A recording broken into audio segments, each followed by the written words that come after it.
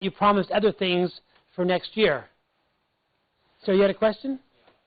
Some companies, they occupy shelves at various departmental stores, and they renovate their shelves, and they put some promotion items over there, which might later on be used by the departmental store as well.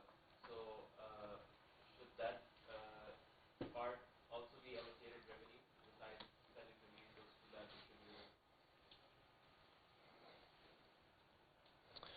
So when you talk about, I do have a question on this.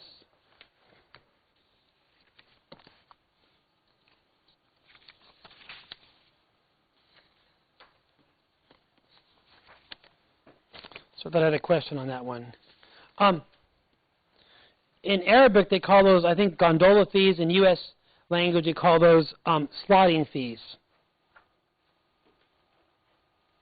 So if you go to like Carrefour or supermarket, what will happen is Coca-Cola will rent out a shelf. Is that what you're talking about? And Coca-Cola will pay rent to the supermarket for that shelf. So is that revenue to the supermarket? When I ask questions and people answer them quick, they're usually wrong. Have you figured that out yet? Still not. Well, that is really, okay, a slotting fee, what's the performance obligation?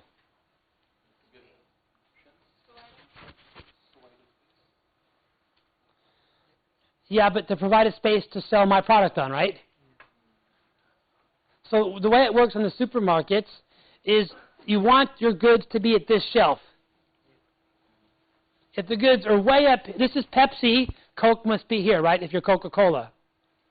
Or Pepsi must be way at the top, so people can't reach it, unless they're really desperate for it.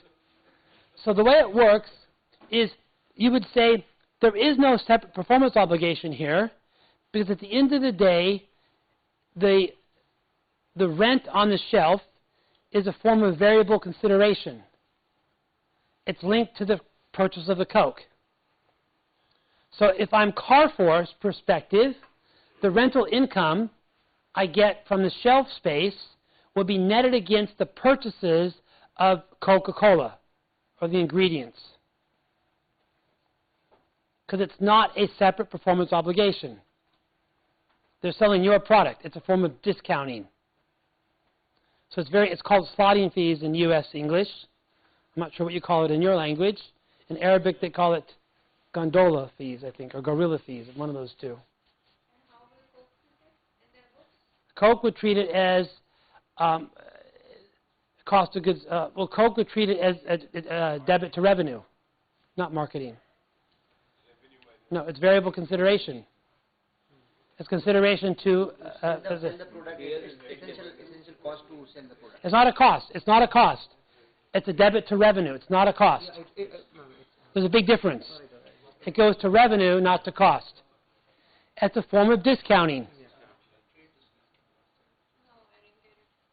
So, from Coca-Cola's perspective, if Coke gives money to Carrefour to use this shelf to sell their product, and Carrefour gives money to Coke for the drink, Coke's revenue is the difference between what they pay Carrefour and what they get.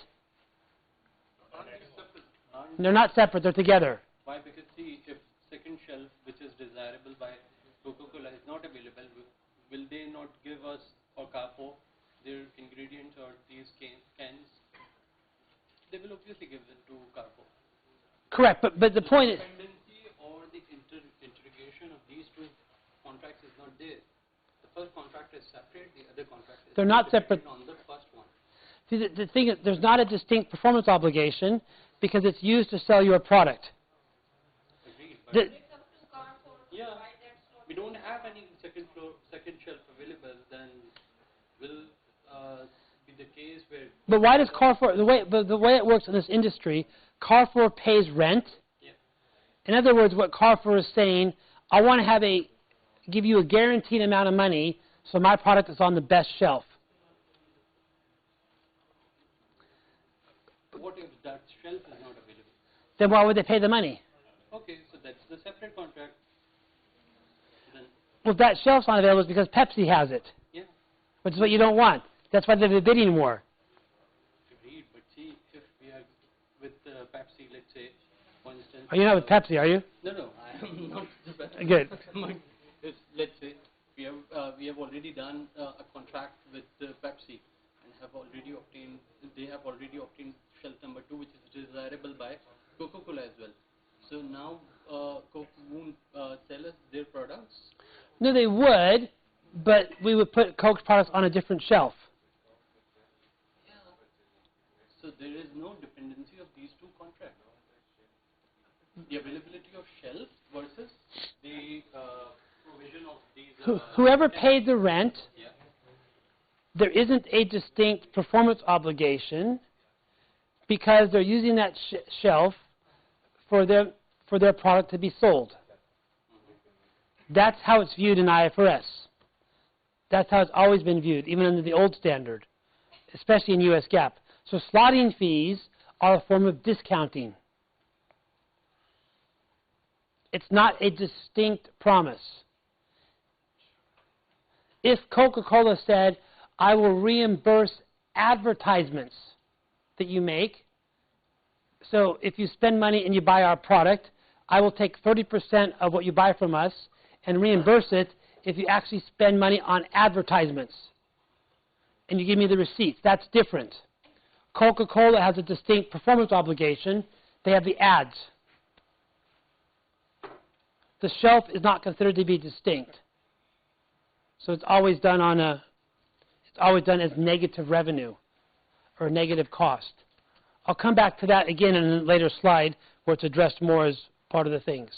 So the performance obligations are basically, they don't have to be in writing. They could just be expected, a pattern of practice, how things are done. That's what's new here, right? So you cannot have a free item. Now, the issue becomes when at one point of time you get a free good, like the phone, and you pay for it at another point of time.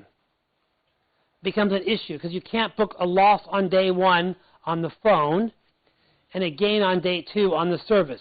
It has to be done together. Another question you had? What I was saying that doesn't this contradict with the statement in step number 1, which says that the parties should be committed and the terms should be approved under the contract? Why does that contradict? Because you said that it's not necessary that it should be written. It can be expected as well. No, not the contract, the performance obligation. There's a difference. So shouldn't the performance obligations be written in the contract? No. No. The contract says, I will sell you milk.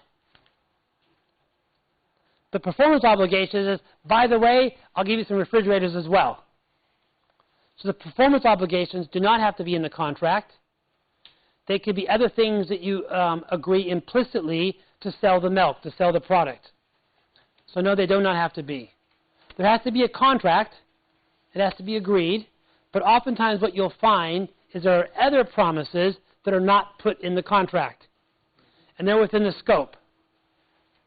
They're within the scope of the standard. So the performance obligation, for it to be distinct, the customer needs to be able to benefit from on its own. So going back to my example about the phones, the question we always have is, are the phones a performance obligation?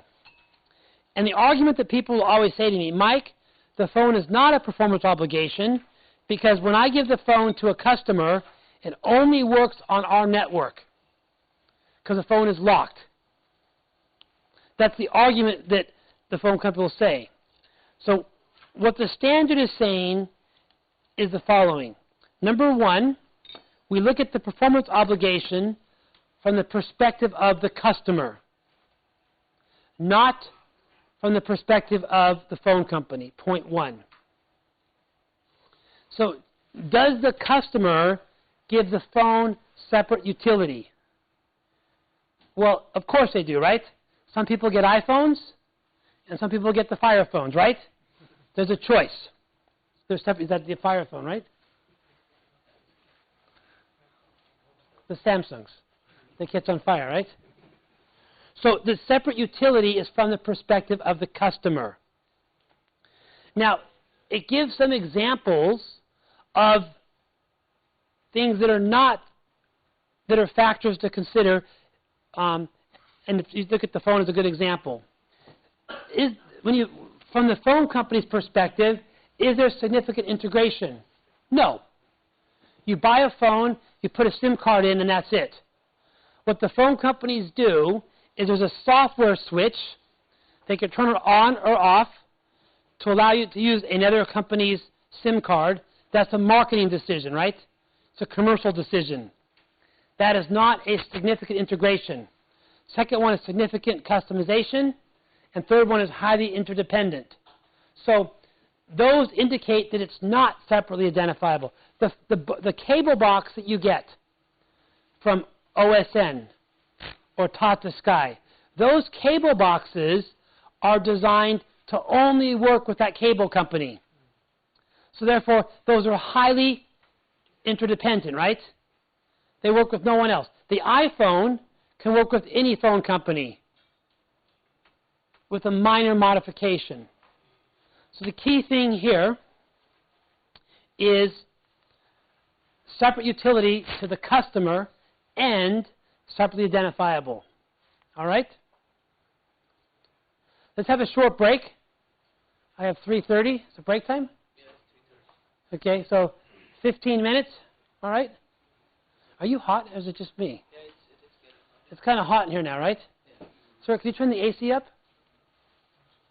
Does he speak English? Have a break, grab some coffee. Get hot again, right? Coffee hot. I'll get the AC on.